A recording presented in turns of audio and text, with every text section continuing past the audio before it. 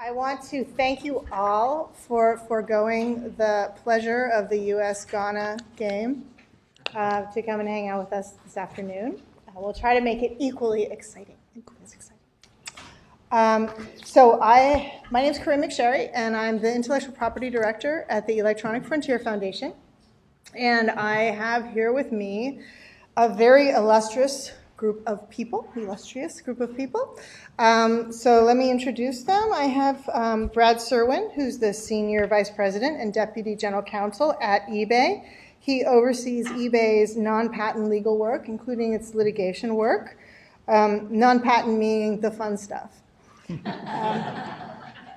He's the former CEO and General Counsel at Playdom and has also worked in a number of other companies. His resume is too long for me to recite here, so let's just say he's well qualified to have this conversation.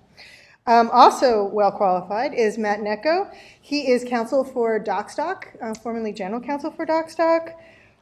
He is a part-time general counsel for another tech company, former general counsel for Morpheus, which you all may remember from the Grokster days, so that was a fun time. Lots of fun. Lots of fun. Lots of litigation. Lots of litigation. And we have Allyson Willoughby, who is General Counsel and Senior Vice President for Glassdoor. She oversees all the legal needs at Glassdoor, as well as sort of managing the culture. and unfun. Yeah. She's the former General Counsel for RockU, which is a social gaming company. And formerly also at eBay. I don't know if you two ever overlapped, but okay, great. Brad's I'm like 1.0 of eBay, and he's 2.0 of eBay, or maybe 3. And then finally, last but not least, we have Daphne Keller.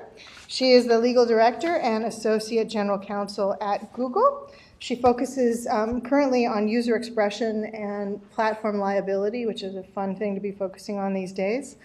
She formerly wore other hats at Google, including focusing on their copyright work, so she's had a lot of different kinds of experience at Google.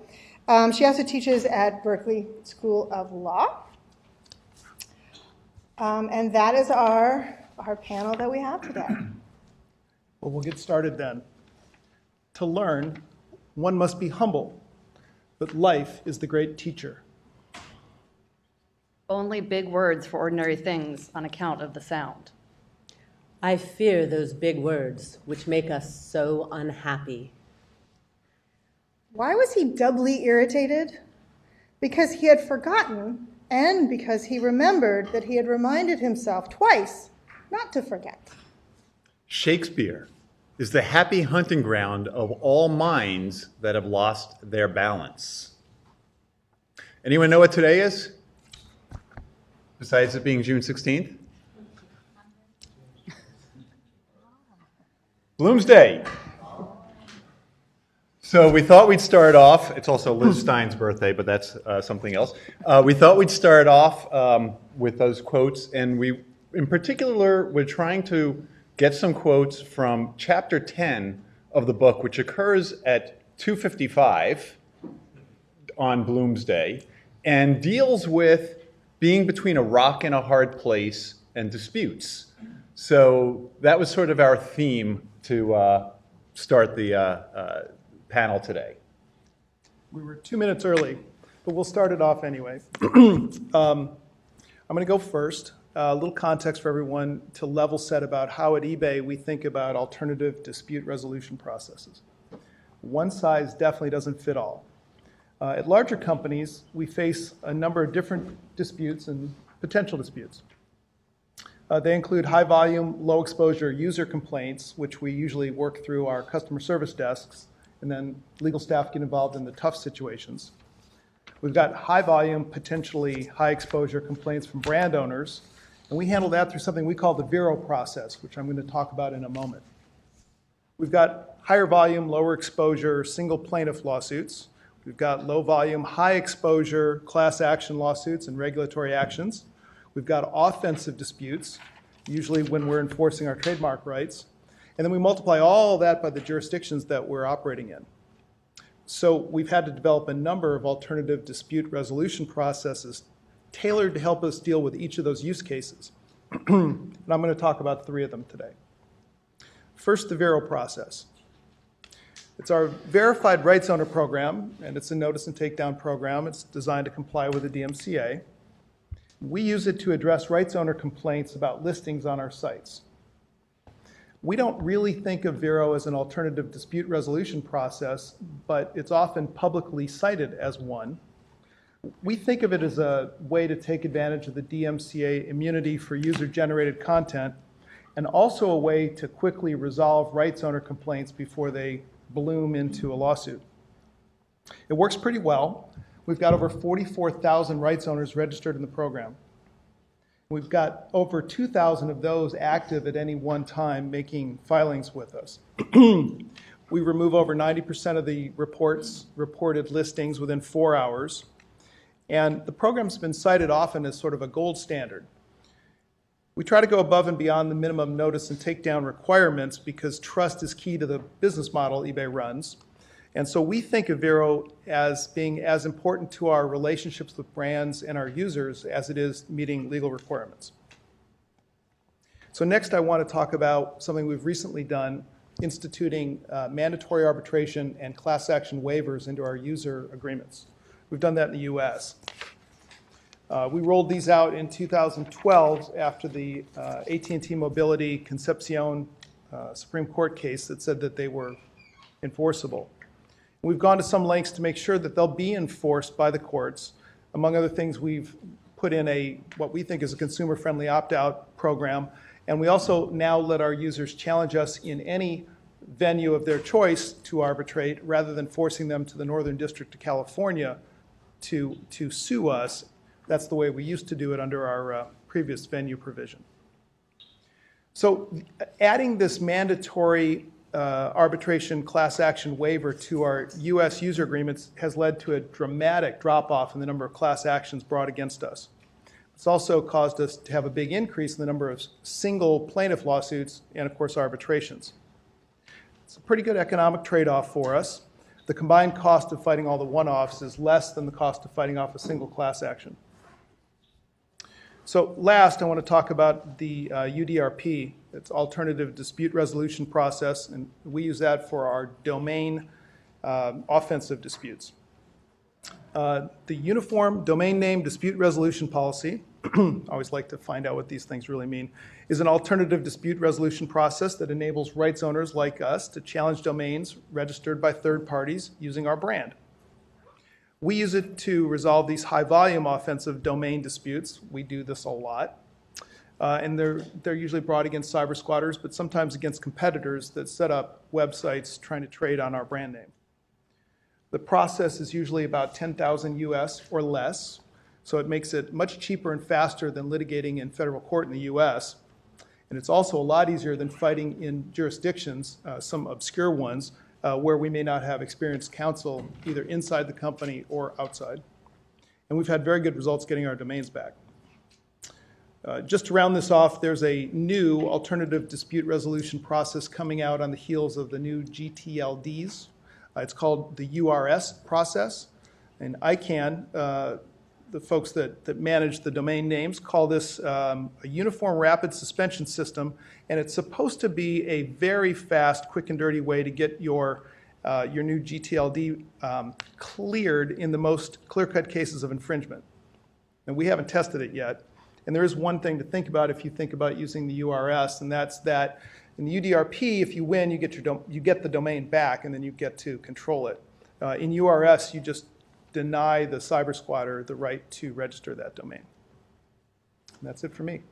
So I should just set this up just a little bit more. I realized I didn't because we were having our unusual beginning. So what we're going to do, we're each going to talk about, well, our panelists are going to talk about 5 to 10 minutes each, and then we're going to open it up. And I've got some opening questions, but I'm hoping that you guys will have questions as well, because we'd really love for this to be sort of an interactive type process. So just so you know, there'll be plenty of time at the end for that. Go ahead, Matt. Thank you. So let me start by saying Docstoc was acquired in December by Intuit, and that's why I went from being general counsel to just counsel. None of my thoughts or statements are on behalf of Docstoc or Intuit, although I will be drawing upon prior experiences. As Corynne had mentioned, I did spend some time at Morpheus where we spent 5 years, well, I was there for 5 years, and prior to my arrival, there was pretty much a lot of litigation going on. And so we were sued by the major record labels, the trade associations, the motion picture studio. So if we were able to avoid litigation in that entire scenario, well, we would not necessarily have had law by the U.S. Supreme Court, good, bad, depends upon how you look at it. And our business also would have been able to focus on its business. Most business entities are really not in the business of being involved in litigation. They really want to focus on making money and not spending their resources on litigation, and they don't really want to spend that much time on discovery. And the concepts of C-level, C-suite executives being deposed is something that's really not appealing to most executives. So fortunately enough at Docstoc, I haven't had the experience of massive amounts of litigation. Docstoc started out as a user-generated content website, sort of like a YouTube for documents. And over the years, we started to create our own content, licensed content for small business, focused on small business entities.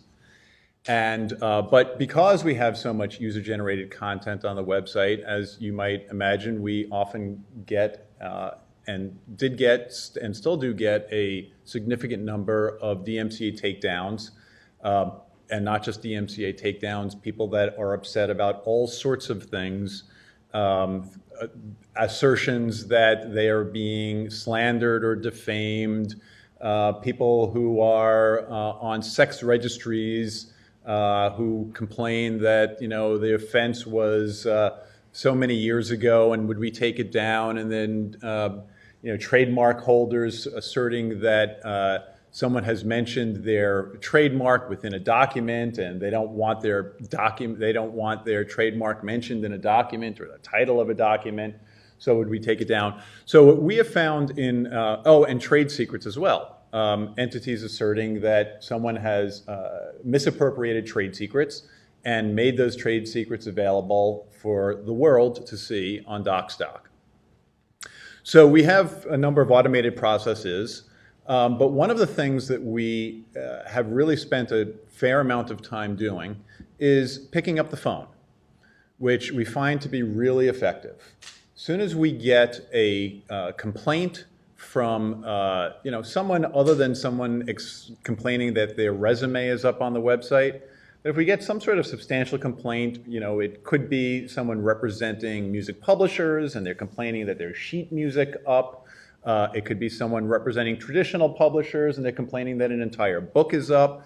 You know, we get on the phone and we talk to them, because picking up the phone and actually talking to someone is a really effective means oftentimes of preventing matters from escalating. So that's a real effective means. We sometimes have our business executives get on the phone with other business executives. My former CEO, the co-founder of Docstoc, had no compunction against getting on the phone and connecting with the highest level executive that he could on whatever entity that might be complaining, and just talking things through.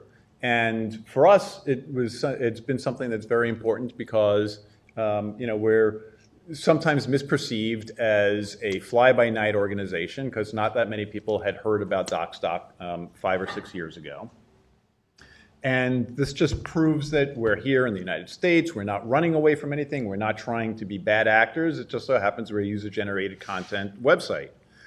So other things that we've done to avoid litigation is be involved in informal discovery. We look at that with the eye toward cooperating with the other side, letting the other side know that we're not holding stuff back, although oftentimes the other side will say, well, I want to know who uploaded that document. And we draw the line there. because we're not just going to provide IP addresses and that sort of thing, but we talk them through a lot of cases where we might otherwise get a third-party subpoena requesting information from them. And so that's really effective. And we have also fought third-party subpoenas, especially when it has come to allegations of trade secrets, and the parties who assert that there has been a misappropriation of a trade secret may ask for something as broad as who has viewed that document. Not just who uploaded the document, who's viewed it, who's downloaded it, and we think that that's really invasive, and so we have fought against that and prevailed. But at the same time, we've also spoken on a number of occasions with the proponents of litigation, usually Doe lawsuits, and they're pulling us in as under third-party subpoenas, and convince them that, well, you know, maybe you just had a hole in your firewall and no one really stole the documents, they just appeared, because you could do a search and pull them off the website. So we do that. One of the things that I think is really important to attempting to avoid litigation is also not fearing litigation. You know, if you're either a defendant or a plaintiff and you want to resolve a dispute, that it does sometimes help to let the other side know and really evidence that if you have to litigate it, that you will, that you're not going to back down, but that you want to be cooperative. Some of the things that we think about and other companies probably think about is whether you know, even doing an informal discussions is something that you should do because you may want to trigger insurance. Either, you know, if you're a defendant, you may want to trigger insurance claims, and if you're insurance coverage, if you're a potential plaintiff, you may want to trigger the insurance so that there's some pocket there besides whatever is in the treasury of the company. We have gone so far, we actually prepared in sort of celebration of this conference and the panel, we prepared an alternative dispute resolution document that's up on Docstoc. I don't know if anyone has been on was here for the last panel on crowdsourcing and the sharing economy. But what we haven't done yet, and what we're thinking about doing, and if anyone wants to contribute to this, is getting feedback from people as to what are good clauses, bad clauses, what works, what doesn't work. In any event, if you email me, I will send you a code, get you a free trial to custom, it's called, the website's so new, it's called Docstoc Custom, DOCSTOC Custom, CUSTOM.com. Email me at mattn@Docstoc. And it's actually a pretty cool document that has in it sort of a waterfall of what to do when you get in a dispute, starting with having your highest level C-suite executives talk to each other. CEOs really don't want to spend time litigating, and they don't want to spend time on the phone with their counterparts at another company instead of doing business and doing important things. So if you have within your dispute resolution provision in your contract, and these are contractual disputes, if you have that in your contract and you say, okay, first thing you do if there's a dispute is, you know, the CEOs get on the phone with each other. After the lawyers have talked it through a little bit, if they haven't been able to get rid of it, get the CEOs on the phone together, and they may not even know that there's a dispute. They may say, you know, this is the stupidest thing to spend time litigating about or being involved in a dispute about, so try this. It then goes to, if that doesn't work, then there's a mediation provision. If the mediation doesn't work, then you can have arbitration. Is the arbitration binding or non-binding? If it's binding, are there provisions in it that allow for a judicial review, and under what circumstances, and whether a court would actually take that into account or not depends upon the court. Non-binding, if it's non-binding, then what's the next step? It then goes to litigation. And involved in litigation are also alternatives to get you through the court system faster and sometimes less expensively, and that's to have a private judge and this isn't arbitration where it's a private judge, but in California and many other states, you can basically go to the court and say, hey, both parties agree that we will pay for a private judge who will be bound by the rules of court, bound by rules of evidence, and all those sorts of things. So there are lots of alternatives and methods that you can utilize. And I think that what is important in looking at dispute resolution provisions in a contract is, oftentimes when you're dealing with your business folks at a company and you've got a dispute resolution provision, they're like, this adds a page to the contract. Can't we just have a simple, if there's a dispute, we'll arbitrate? Yeah, sure you could have that, but what does that mean? If there ever is a dispute, what rules do you arbitrate under? There are all sorts of unknowns if you just say, we'll arbitrate. So we've built this document. I hope that you guys take a look at it and that it proves to be helpful. And if you have any suggestions, we welcome them. Thanks, Matt. Sure. Allyson? Yeah, so I think I represent the company that's probably on the earliest stage of the life cycle of companies. And so for those of you who don't know what Glassdoor is, let me give you a brief introduction. So Glassdoor is a career website that is all about transparency in the workplace. It is all user-generated content. We have about 6 million pieces of user-generated content on what it's like to work in any particular company. So the most common of that are reviews, which are often reviews of the CEO or high-ranking people in the company. And sometimes they say things like, my CEO is the most amazing CEO. He inspires me every day. I want to be like him. He's great. Those never cause any problems. Then there are ones that say things like, my CEO is a raving lunatic who rules like a spoiled toddler. It's a rudderless ship of fools. And I'm completely not making these up, but I won't say which companies they came from. Those tend to kind of end up in the legal department.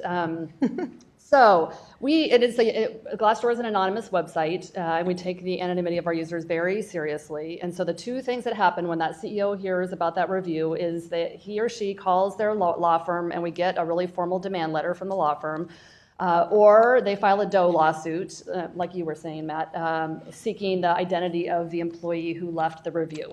And usually there's a big conspiracy theory about they know exactly what employee it was because they terminated someone and that person used language similar. And honestly, because I can see behind the scenes and a lot of times, even though it's anonymous, I can tell a little bit about who the person is, and they're almost always wrong about who left the review. But anyway, so from early on, my company is relatively young, but from early on, we had our share of these. And so I wanted to walk you guys through the kind of the life cycle of where we've evolved, because it has morphed over time as the company has grown. And I think the sentiment you will hear today is that there is no one-size-fit-all approach. And even for us, in the few years that we've been around, the fit has changed over time. So our first approach when we would get a demand letter or a third-party subpoena would be to do exactly what you were saying and to reach out to the person who was complaining. And so basically our customer support team had been trained that if anything mentioned the word legal, defamation, libel, if it came from a law firm, if it remotely smelled legal, it had to go to the legal department. And then that prompted an outreach, which involved a long, drawn-out phone call or multiple phone calls to the person who was complaining. And then we would do the same with the person who left the review, which was to let them know that someone had contacted us to say that the review was defamatory or false. So that worked for a while, but it became increasingly time-consuming for the legal department, and it was the same conversation over and over and over. It was very rare that there were circumstances where we felt like the review should come down. It was usually a very he said, she said, type of dispute. And the unintended consequence is that the reviews would end up getting taken down by the person who left them, because when they heard from us that their employer had reached out to us and was upset about what they left on Glassdoor, the path of least resistance is just to go in and quietly delete what you had said. And so we actually were undermining our own content by having the dispute resolution process be that way. So we moved to phase 2 about a year ago, where we stopped sending all those things to legal. We actually built out a legal FAQ that walked through the CDA and what that means, and our own internal guidelines and what we will take down and what we won't and why. And now customer support actually answers all of those demand letters. And interestingly, very, very few have escalated even to the point of coming back to legal. None of them have escalated into a lawsuit. The FAQ has been amazing at making things kind of quietly go away. It's been a great educational tool that didn't cost very much to build. On the subpoena side, we still do get regular subpoenas, third-party DOE subpoenas, and those now we've gone from doing this conversation where the comment was removed and made the subpoena moot to fighting those. And so that's the one piece of our portfolio where we've actually escalated how much we fight over it. We don't have a huge number of them, but probably at any given time we have a couple pending in court somewhere, and knock on wood, they've all been resolved in our favor, so we haven't had to turn over any identities of any of the people on Glassdoor. But I also don't think that's probably long-term sustainable, and so our third phase that we're just starting to explore and move into is actually looking to have someone other than someone at Glassdoor fighting these battles. So I don't know if any of you are familiar with these rulings, but the NLRB, the National Labor Relations Board, about a year ago, came down with a couple of really interesting rulings that were spawned by comments left on Facebook about the workplace, and address the issue about whether do you have a right in social media to talk about your workplace, and their basic answer to that was yes. And they are very highly interested in this issue because social media is definitely the present and the future versus kind of unionized labor, which is a little bit on the decline. So the NLRB is really interested in taking on new issues. And so we are at the thought process now of, are there agencies like that? Are there nonprofits? Like Yelp works with an anti-SLAPP nonprofit who does a lot of work on Yelp's behalf because there's a greater good, I guess, to be achieved. And so that is kind of our third phase in our evolution of disputes. And one just pointer I would say for all of you who have a customer support team, your customer support team is like the canary in the coal mine. I would, if legal does not have a really good, solid line of communication with customer support to see what issues are ebbing and flowing, I would encourage you to do that because you can really cut things off at the pass by having good access into what those issues are. I have. So my Joyce quote I started with was, "I fear those big words which make us so unhappy." And the big words in my case are intermediary liability.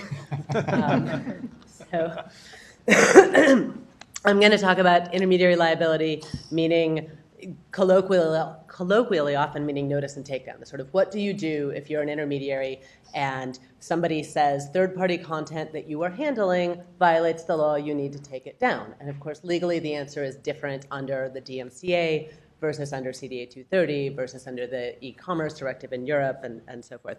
I'm going to talk through some sort of practice pointers if you're the notifier, some practice pointers if you're the recipient, and then what's closest to my heart, sort of considerations if you're a lawmaker, if you have the good fortune to be making policy to try to make this process work right for everyone. So thoughts for the notifier to start out. Encourage your junior lawyers, or if you haven't read it, read it yourself, to read. There's a great Pope Hat article on the blog Pope Hat called How to Write a Takedown Request Without Running Afoul of the Streisand Effect. And it walks you through, like, don't walk into an internet meme. Know if you are acting out the emperor has no clothes meme or the this big ignorant bully doesn't get the internet meme. There are ways to spot a problem coming before you cause it, and to formulate your communication more wisely on that basis. And I totally recommend just spamming all your friends with that article so that they don't make those mistakes. The other practice pointer, and I think most of us are more sophisticated than this, but unless something very unusual is going on, there's probably a very standard formalized way to ask for a removal. You can probably have a paralegal throw together a DMCA notice. You can probably, if it's a big company, if it's Google or Facebook, there's probably a web form to request it. So if you're spending your client's money drafting an eloquent cease and desist letter that has the exact same impact that a 5-minute write-up of a DMCA notice would have had, that's not a good use of your client's resources, and it's not going to have any different effect. Moving on to the other side, you're the recipient of this notice. And this is, I'm going to talk sort of really starting from scratch if you're thinking about how a company is going to deal with these things. So one thing is, your client may well want to impose house rules. They may be a hosting company and they don't want to have porn. So they want to take porn down and they don't even want to talk about the law. So, one of your first steps as a lawyer is to figure out, what do they just want to do, and how can I implement that before we even get into the question of what is the legal obligation and process under a notice and takedown system. Next question, and this is also really a company culture question, what are you going to do with all the bullshit legal notices you get? You will get a lot of them. I see laughs from the people who deal with these every day. You will get the DMCA notice that says, take down this document because it has my name and my name is copyrighted. You will get the, in Europe, you will get the defamation claim saying, stop having a link to this op-ed because it disagrees with me and that defames me. You will get things that are definitely overreaching. And there's a company resource question about how much work you put into figuring that out. And deciding what to respond to and not to respond to. And if you're Twitter, if you're someone who has really staked a lot of brand identity and a lot of user trust on getting that kind of thing right, then you probably do want to allocate a lot of resources to looking carefully, to pushing back on overreaching requests and so forth. But it comes with a cost. Also, maybe think through what you will do with what I think of as quasi-judicial removal requests. So you get a court order, but it's not a court order against you. What are you going to do with it? Some examples, Google, my client, has a policy of when we receive a court order and it's issued against a third party and it says this third party's content is defamatory, we'll sort of take that as a legal judgment on point. And even in cases where under CDA 230 we could decline to remove, like for a web search result, if there's a court order clearly on point, the policy is to remove.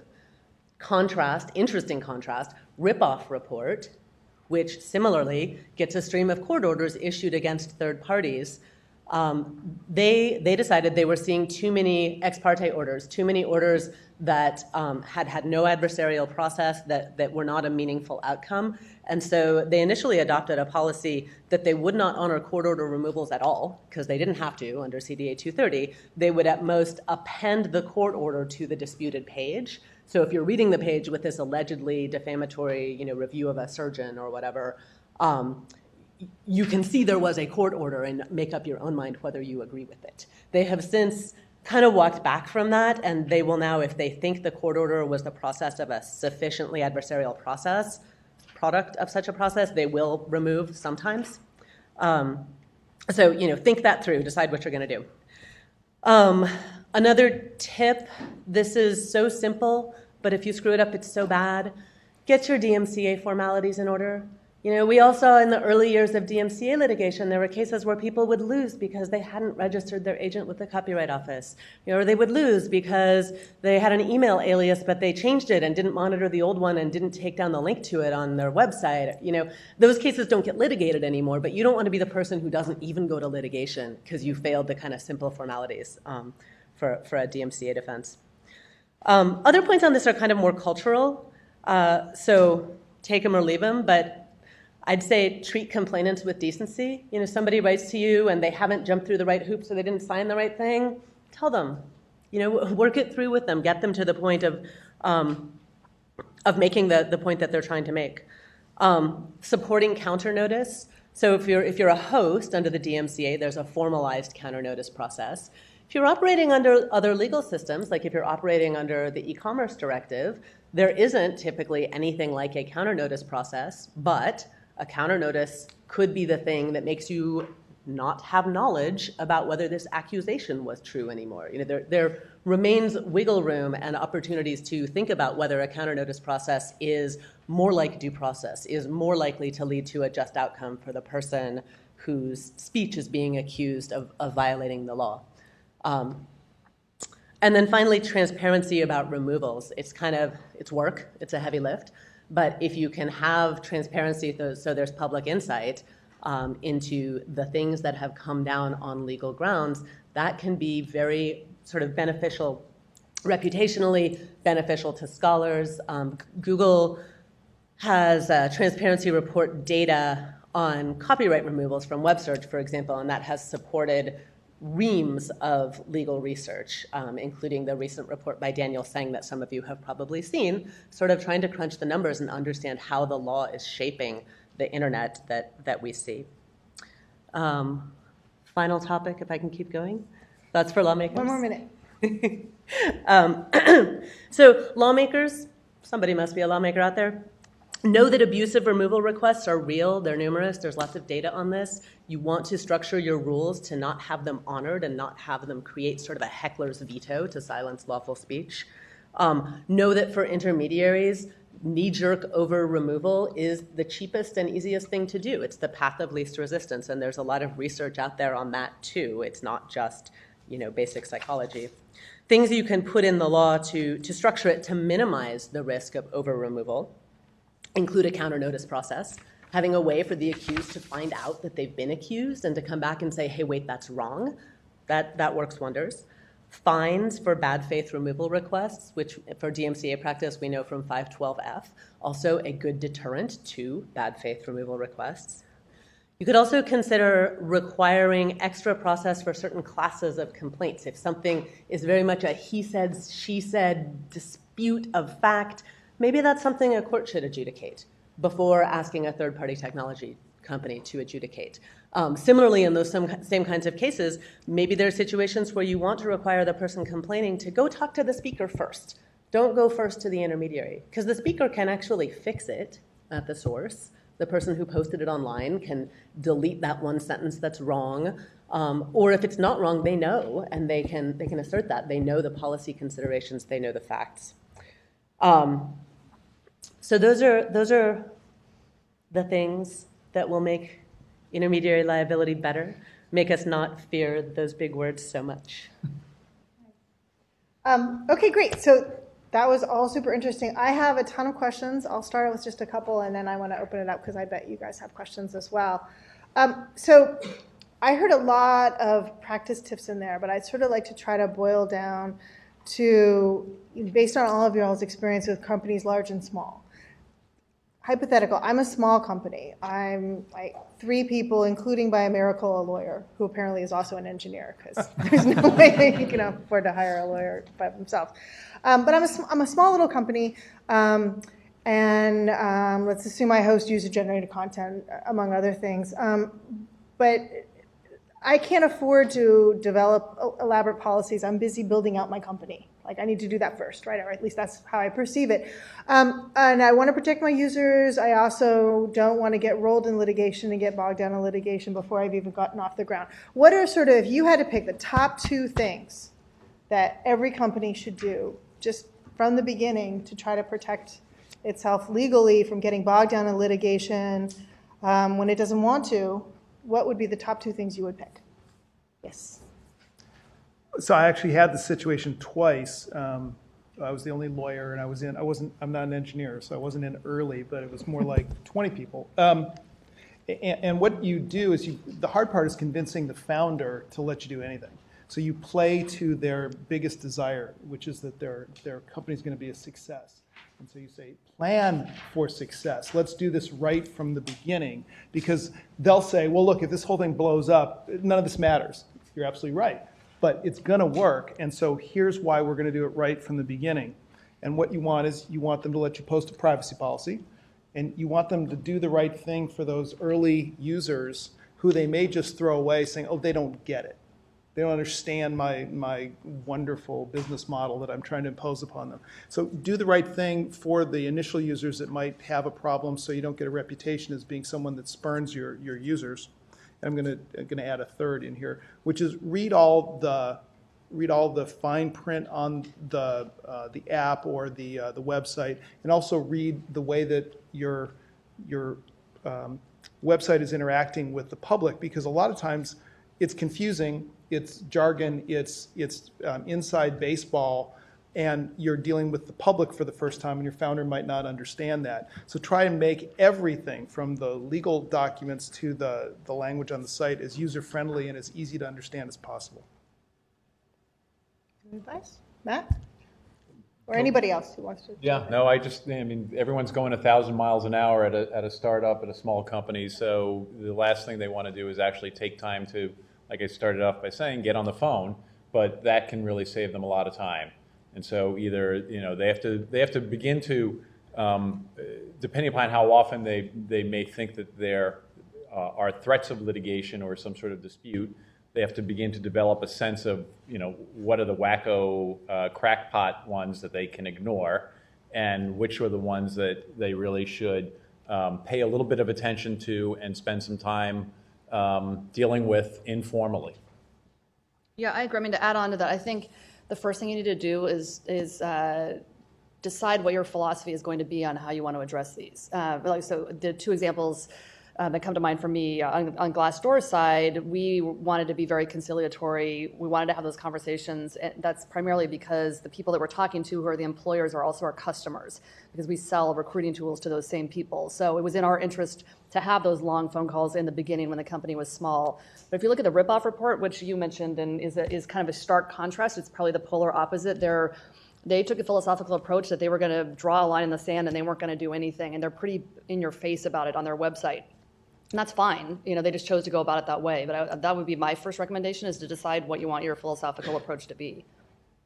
I'd add, if you're just trying to stay out of court, this won't keep you out, but it might get you out faster. Have an enforceable terms of service. Have something you can point to fast and early in litigation that says, look at these limitations of liability, disclaimers of warranty, et cetera, to decrease your legal exposure.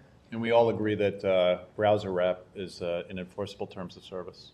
Of course.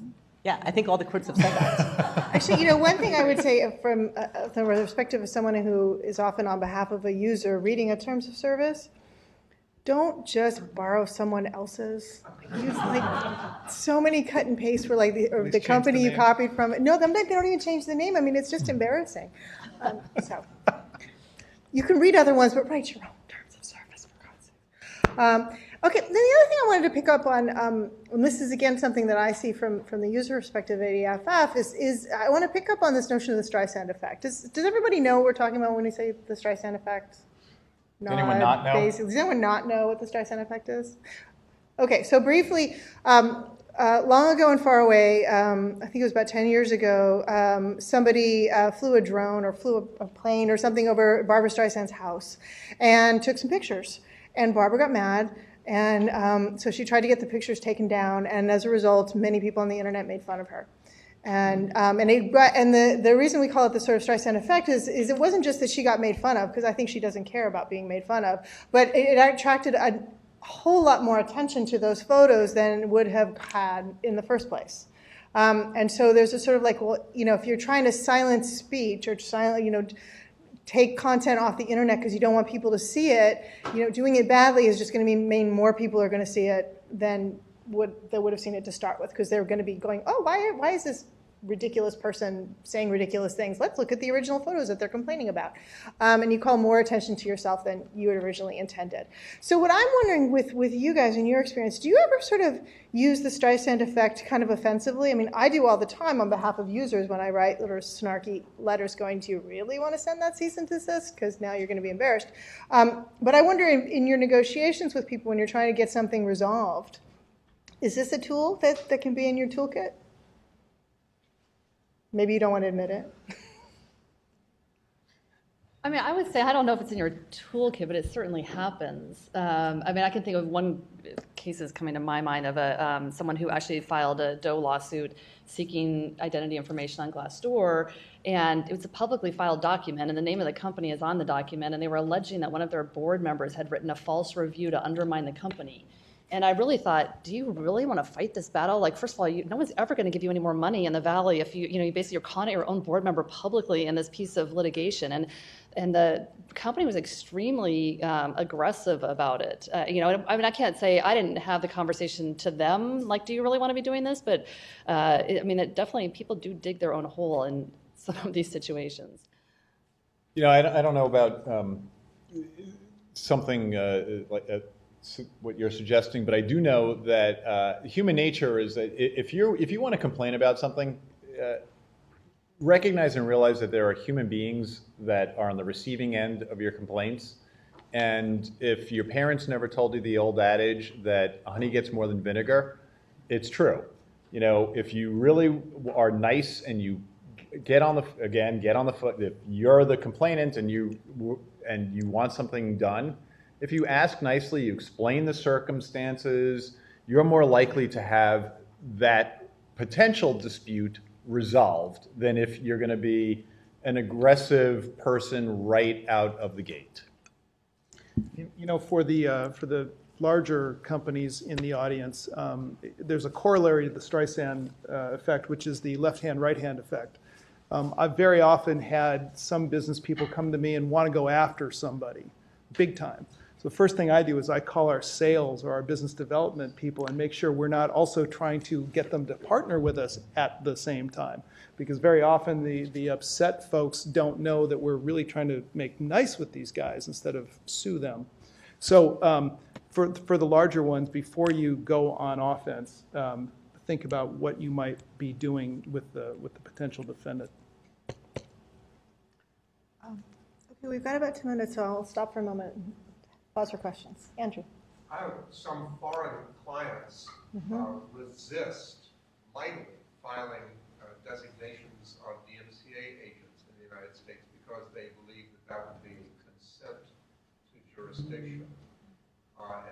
My view has always been you file it with all sorts of asterisks that say we don't acknowledge jurisdiction, but for purposes of argument we're designating an agent. What kind of advice have you given or seen or heard on that front?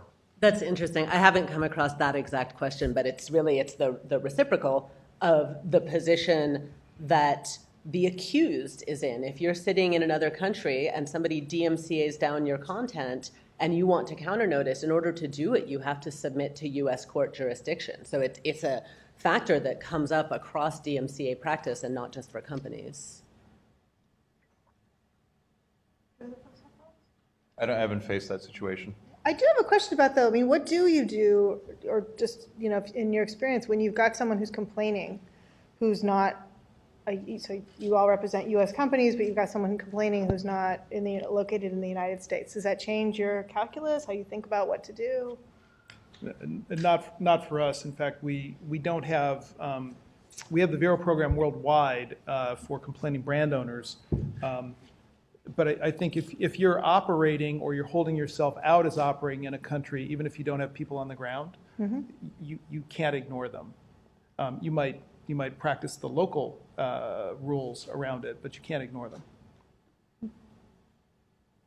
Yeah, I think that's right, and you know, I think you can again attempt to make it go away by asserting to the person in the foreign jurisdiction that, you know, you're not intentionally doing business there. Whether that's going to hold up or not is another question. That you don't have any servers, computer servers there, and therefore the jurisdiction would be in the United States.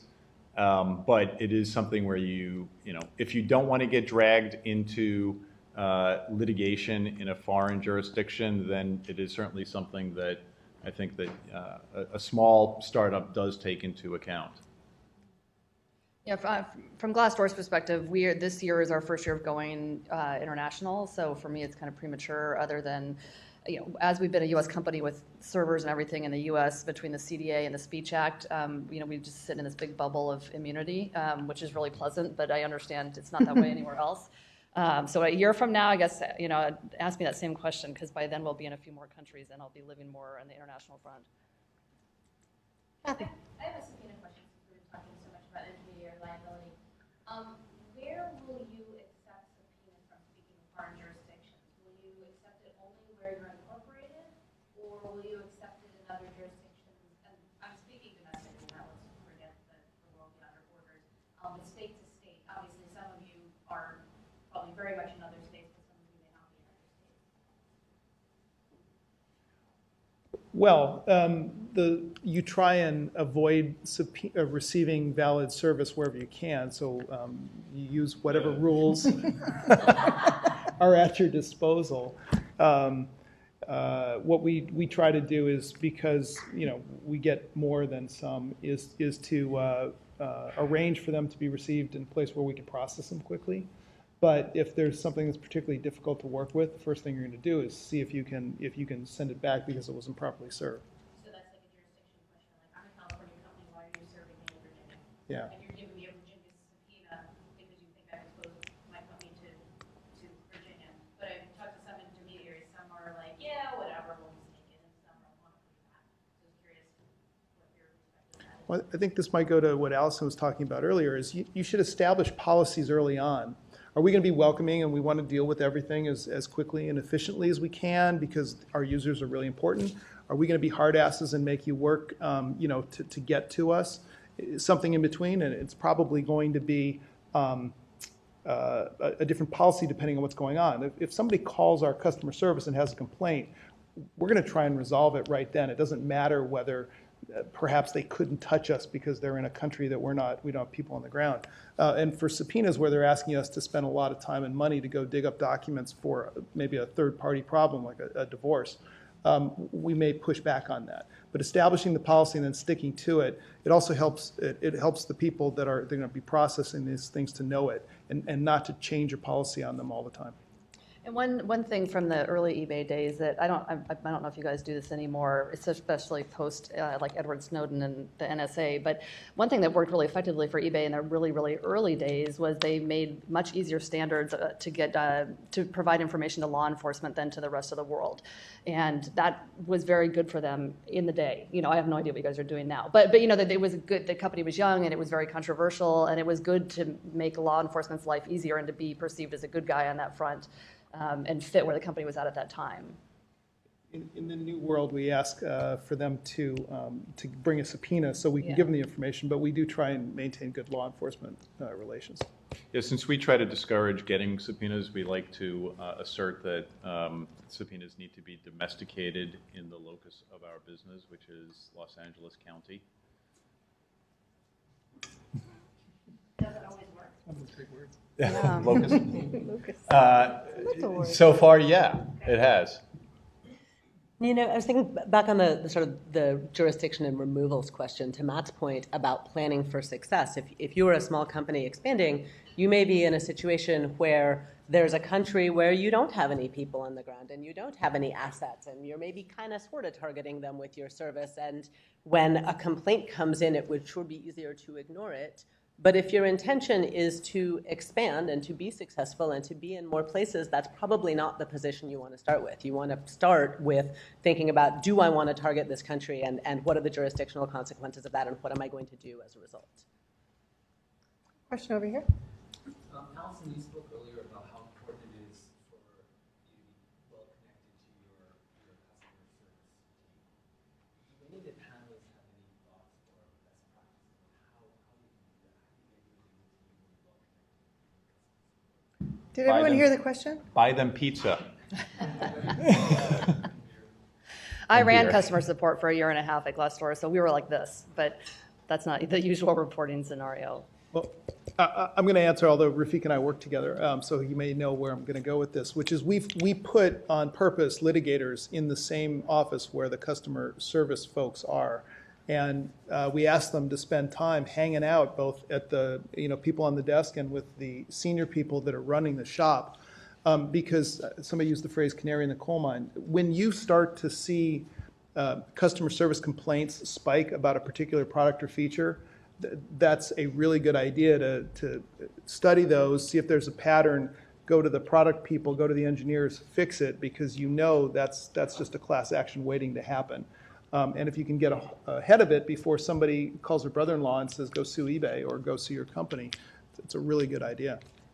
That might be a candidate for the what is an early priority for a company. Also, the sort of training customer support. Don't be Barnesby Yahoo. Don't be ISO Hunt. There are lots of things. Please don't be. Yeah, definitely don't be ISO Hunt. Yeah. Other questions?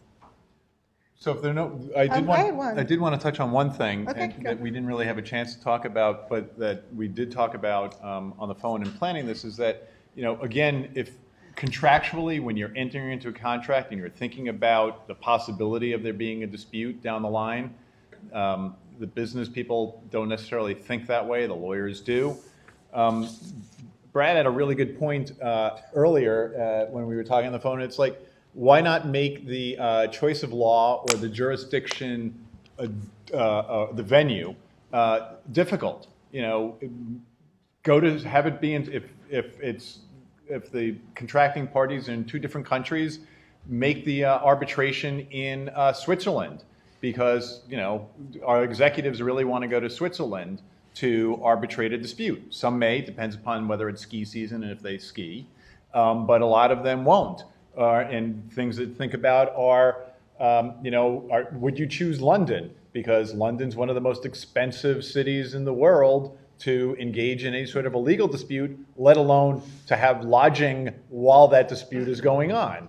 So these are kinds of economic things that you may want to think about that you're putting into a contract to discourage arbitration if it's going to go that way. And just to finish on that, there's the goal is not just to be mean, but the goal is actually to get the parties to pick up the phone and talk. Because let's say it's a California company and a Texas company, and you say we're going to have to fight if we're going to fight in Delaware. Neither one of us wants to go to Delaware because it's expensive, it's time consuming. We're probably more likely to pick up the phone because it's inconvenient, and that's what the goal of the provision is. You had one last question. Yeah, Yes. I recently heard about a choice or a venue provision in an agreement between two companies in Asia for arbitration in Orlando, Florida, because they wanted to go to Disney World. I don't see that as a disincentive. disincentive. Might as well have fun. True story. Loser pays for the e-tickets. One quick question for Matt. You mentioned that ADR document you created, which sounds interesting. I wonder if in addition to putting it on Docstoc, you could make it available on the materials page for this conference. Among other things, people who are not in this room would know about it. And maybe include a link to you or somebody at Docstoc for people to submit comments. Great suggestion. Yeah. All right. Thanks, everyone, for joining us. And we'll be around to answer questions after.